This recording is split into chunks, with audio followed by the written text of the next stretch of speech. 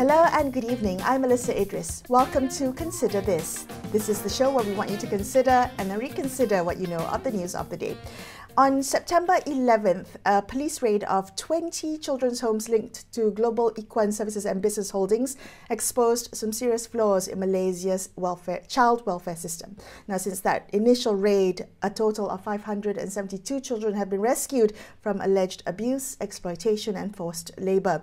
Now, the GISB scandal raises broader questions about the system that allowed these children to fall through the cracks. So tonight on the show, as we delve deeper into the systemic failures that allowed these abuses to occur, we also would like to ask, what kind of support do these children need now, and how can we ensure that no other institutionalized children suffer the same fate? So joining us on the show is Datin Elya Lim Abdullah, who is one of the trustees at OrphanCare. Now, OrphanCare is a non-profit foundation that advocates for ending the institutionalization of children. So Datin Elya, thank you so much for being on the show with me. It's good to have you here.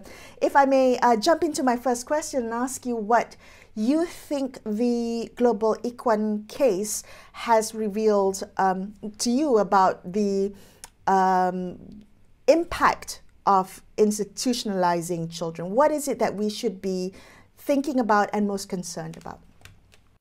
Well, firstly, thank you so much for having me, Melissa and John. And yes, I think, yes, we should jump into it quickly because, you know, time constraint. Yeah, the impact is actually known to OrphanCare right from the day we started to advocate for this deinstitutionalization process, knowing very well that the poor victims will be the children. And so the impact is known to us. And in fact, in a way, what has happened with GISB case has, erupted. And this has basically, shown the whole of Malaysia that, institutionalization will bring such results, and then in a way, we feel that, why did this have to happen before authorities or homeowners, understand what is happening to these children, because ultimately they are the ones who will suffer. And so, this situation has definitely given it a push forward for people to realize, for the government to take action, serious action, and for certain reforms, laws and all that to occur before we can move. Okay, so what is your concern, your utmost concern when it comes to the children who have been rescued? You say the impact is known to OrphanCare. So with that knowledge, what are you most concerned about for them? Definitely is their safety, protection. Is their safety and protection that these children, and rehabilitation. Now, these three things go together. Very, very important. These children now, if we jump in and say, oh, what we can do for them, a lot of people say, oh yeah, we must help them. But what do you want to do for them? The first thing is that they need to be separated. They need to be taken away. And, the authorities know exactly what to do, is that they cannot be with their parents or the families who have actually put them there into this situation. Now, if you talk about rehab, the first thing is that these children need to be separated. They need to be start the healing process for them. And who will do that would be trained, I say trained social workers in DI, counselors and psychologists who are trained. But Melissa, there's very few here who are trained in DI. Okay. That I have to admit. Right. But OrphanCare is able to do the whole process, as we have been trying to lobby, the various authorities that it has to start, and OrphanCare has the knowledge and experience to do it. So sorry, just to so I understand correctly, you think that the immediate priority for the rescued children should be separating them from the institution, from GISB. Is that accurate? What I understand? Okay, why is that? Because this is where the place of perpetration was, and these children have been living there. They got used to the fact that this is very normal to them.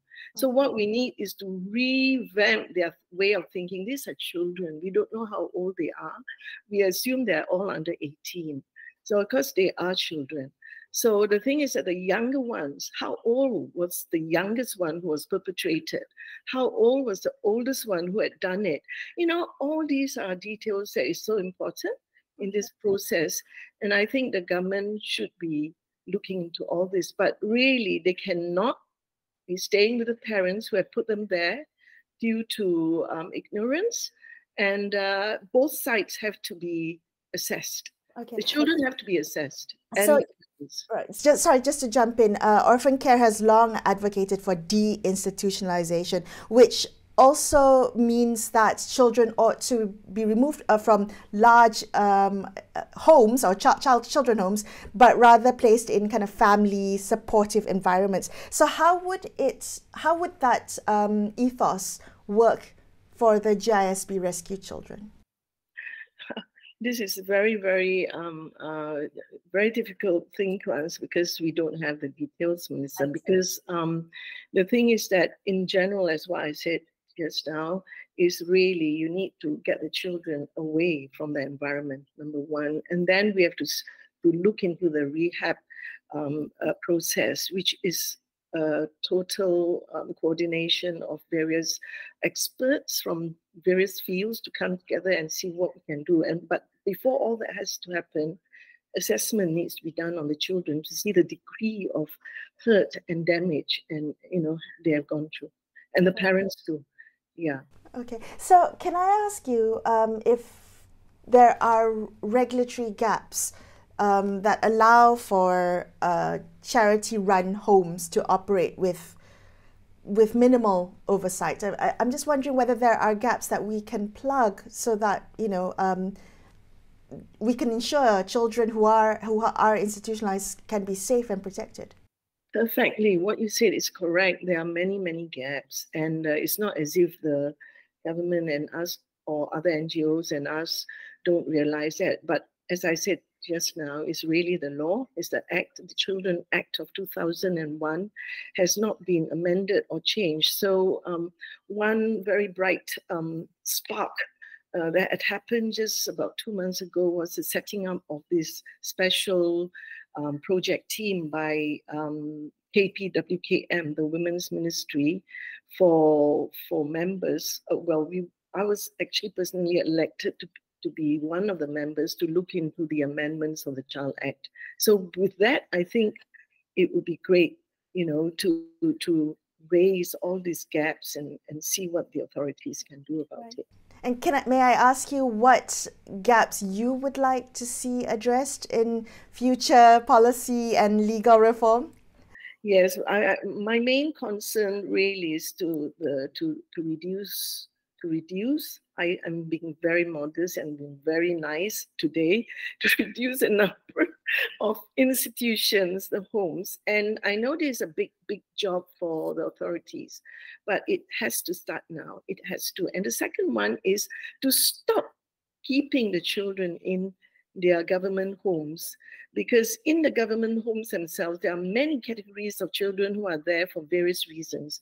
One is conflict with the law, one because the parents are in therapy or can't. So, and then there are those who have been languishing there from birth till 18. Maybe no one comes to see them, but there is no monitoring. So that's the reason why the children are just forgotten, left there year after year. After they have been assessed, they say, okay, this child no one has come to claim them, so we have to keep them, because they are afraid of the legal consequences of having a child taken out and be adopted or fostered. So this is essentially why they will not release the children for adoption or fostering. So help me understand, the kind of government-run institutions, child institutions, they are not transitional homes. I think of maybe children who are abandoned, who are parentless, stay there until they can be adopted out or fostered. Yeah, they are there. They are there, Melissa. It is not meant to be permanent. But the problem is the marketing. I say within inverted commas, the marketing of these children's existence is nil. So essentially, OrphanCare has partnered JKM previously to essentially work with them to get the children out, Okay. to get the children out for adoption. Right. So I also understand that most children in kind of Malaysian orphanages and institutions have at least one living parent. Can you help us better understand why this is the case and how deinstitutionalization takes this into account? Well, as I said before, it is because of the parents, not because the status of the children is a result of what the parents do. So when the parents are poor, when the parents have failed relationships and they are in dire straits, they only look at institutions to put their children because they have that belief, which is of course not wrong in their instance, that who else can take care of my children except this home or that home or government. So a lot of them go to the government. So when the government have a lack of spaces in their rumah kanak-kanak, they will farm it out to all these private institutions. Those who are connected to those who are registered with them, they are called pusat kanak-kanak. So these are meant to be temporary, to take care of the children while they are undergoing some court issues, court cases, and all that, and or perhaps they are giving the mother a chance or the father a chance to make a living of themselves, and then they take the child back. But Melissa, that hardly happens. Okay, so this is the issue. The enforcement, the monitoring and enforcement of children living in homes has been very, very disappointing.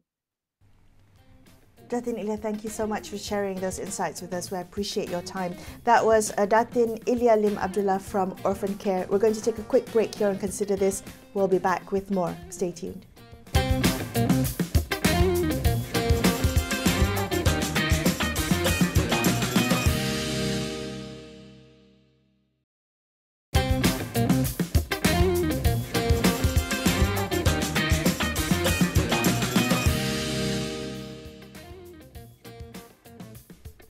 Hi, welcome back to Consider This. I'm Melisa Idris. Let's continue our discussion about the Global Ikhwan Services and Business Holdings case and what it has revealed to us about the flaws and weaknesses in Malaysia's child welfare system. Joining us now is Dr. Haezreena Begum Abdul Hamid, who is a criminologist and Deputy Dean of Postgraduate Affairs at University Malaya's Faculty of Law. Dr. Haezreena, thank you so much for being on the show with me today. I'm just wondering, to get your thoughts, in your experience, what do you think it is about institutional settings like the GISB case that is maybe prone to long-term systemic abuse as we've seen in this case? What is it about that setting? Okay, thank you so much, Melissa, and for having me. So if you look at institution or organization which is in a large scale, they have a lot of workers and they have a lot of followers and they have a lot of loyalists. So everything appears to be very systematic and systemic. Systematic is where you have everything is being put in place. There's a process. Whereas systemic is things that's being embedded inside. So in a large scale of institution or organization, normally the top management would rely on the loyalists. The loyalists are very important, and how to produce people who are loyal to the organization. So being loyal is integral to the continuity of the organization, even if being loyal would mean to abandon or to sever any kind of relationship that they have. So a person who's been indoctrinated would not see that. But a person who is not indoctrinated, of course, you can see it from the lens. But those who have indoctrinated, they see that as something needed and something that's normal. Okay, so just so I understand, so it is seen, the indoctrination makes followers believe that children is kind of part of furthering the cause of the organization, that children are almost commodities to further the benefits of the organization. Yes, that can happen too if the priority is on ensuring and sustaining the organization, the continuity of the organization. So any children or their offsprings would be treated as part of the organization to ensure the continuity, and they will be trained as a cadre itself. So that's why when we talk about cadre, it's not just militant or military stuff. It's about being loyal and ensuring that the person would absorb, and especially children, it's very easy for them to absorb and indoctrinate them, and Right. they are vulnerable groups. They will just accept and believe anything. Right. So that's why if you see in even in wars, during wars, children are a commodity because they are unlikely to rebel against you. They are easygoing. It's easy to exploit them, easy to manipulate them. They easily believe everything you said. So unfortunately, that's why we see it's so easy to get children and use children as commodity to continue whatever intention one has. Can I ask you, so I think more than 500 children have been rescued from multiple raids from alleged abuse and exploitation and forced labor. What is your biggest concern, the utmost concern and priority that you would like to see for these rescued children? First thing, we have to look at them as children first. Look at them as children first, and not children of whom. Because they will be the last that they need is to feel ostracized or stigmatized, alienated. So even if they are indoctrinated, okay, I've been reading reports that of hearing people in the social media saying that some of them don't go to school. They think that there's nothing wrong. Whatever they're doing is quite normal, of course, because they have been taught that way. But now, when we have rescued them, any children for that matter, look at them as children. Yeah. It's just like I said, and even like child soldiers for that instance, look at them as children, try to engage and connect with them. It has to be a slow process going upwards. You cannot place them like any children outside and expect them to have that same mentality, because they were not raised with that same environment and condition. So we have to understand the trauma. Some of them think that they are not traumatized, but traumatization, sometimes you yourself do not feel that you are traumatized, but from people who are observing you, they know you are traumatized. So I think there will be a lot of, they have to be seeing a lot of pediatricians, children's psychologists, counselors, but it has to be easygoing on them. Don't overtreat them. Don't overtreat them, because they are children. Let them be children. So this would need the specialists, to do this, and engage with the children. Yeah, for sure. I mean, we have to be sensitive in the way we approach these children. I do want to think about the preventing this from happening to other children who are in care homes or other institutions. I'm wondering whether you think the structure of this organized group like GISBH, whether that presents unique challenges for law enforcement to monitor or to detect that there has been wrongdoing. Is there something about the structure, and I'm wondering whether we can learn some lessons from this, because it has happened for so long and to so many. Yes, it's kind of it is indeed not just kind of, it is indeed sad and shocking that this has been going on for some time. That's why I was wondering if, has there not been any reports?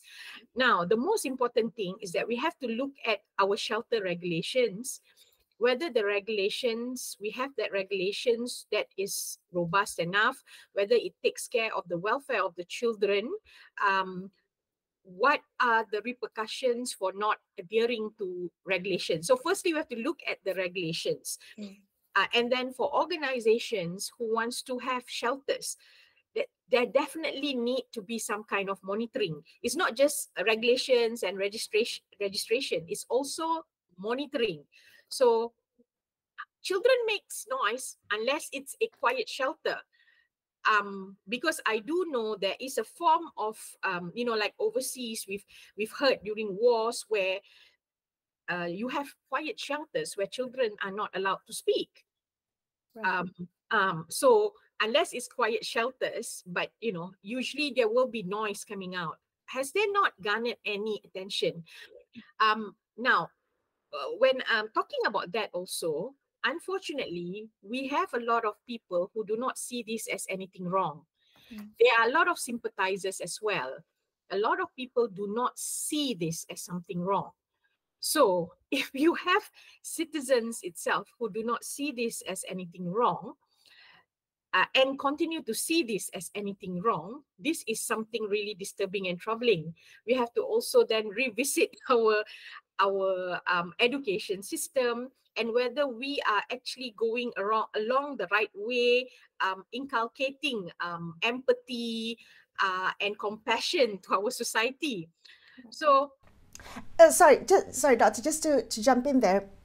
Help us think through. So if we're having these conversations in public discourse, there will always be many opinions and people who we disagree with. But how do we have a conversation about this? You say that there are many people who might see this as nothing wrong. How do we begin that discourse? What is underlying, what is the basis of the belief that there's nothing wrong with this? Yeah, I think culture and religion sometimes shrouds crimes. This is a fact. It's not just because of this case. It's anywhere around the world. You always see there's always complications when an organization is shrouded with culture and religion, because people will always, some people, not all, will think that it's an attack towards the religion or a certain culture rather than seeing the acts that is being committed.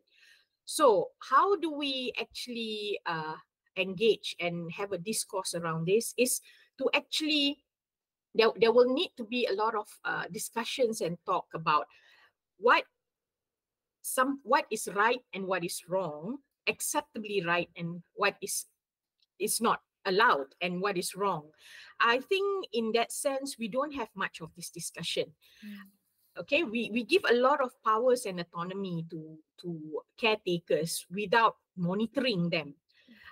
The question of autonomy, that's why I said that in my I've written this, like, some people just put expect shelter as a dumping ground, and you just do whatever. As long as the children have food to eat and a place to stay, that's fine. That's enough. But that's not enough. Right?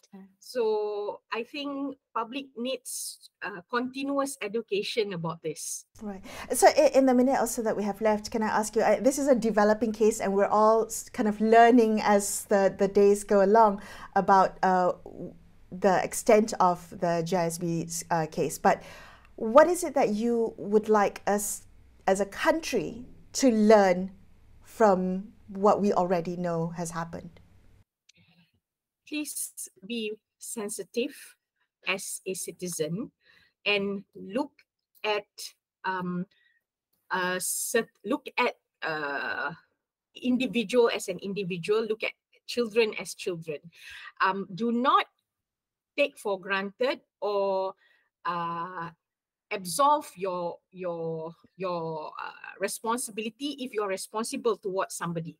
Okay, so unfortunately, it has to come to a big case for people to actually be alerted and be aware when this could have been avoided.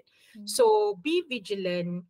And if there's something amiss, and if you see that if you do not do that to your own self or your own children, nobody deserves to go through that.